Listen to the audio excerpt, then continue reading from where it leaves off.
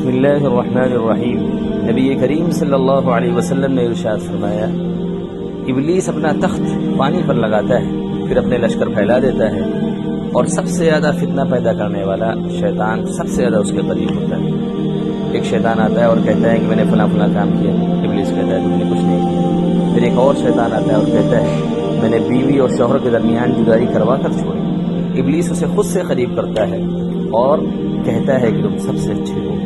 اس روایت کو امام مسلم رحمۃ اللہ علیہ نے نقل کیا۔ اس حدیث سے معلوم ہوا کہ میاں بیوی کے درمیان جدائی والا عمل شیطان کو بہت زیادہ پسند ہے، اور جو چھوٹا شیطان اس عمل کو انجام دیتا ہے، ابلیس اس کو اپنے سے بہت زیادہ قریب کر لیتا ہے، چونکہ میاں بیوی کے درمیان جدائی ایک ایسا عمل ہے جس سے بہت سارے فتنے جنم لیتے ہیں اور بہت ساری برائیوں کا یہ مجمع ہے۔ اس لیے ہمیں چاہیے کہ ہم آپس میں صلح و صفائی کے ساتھ رہیں اور شیطان کو خوش ہونے کا موقع نہ دیں۔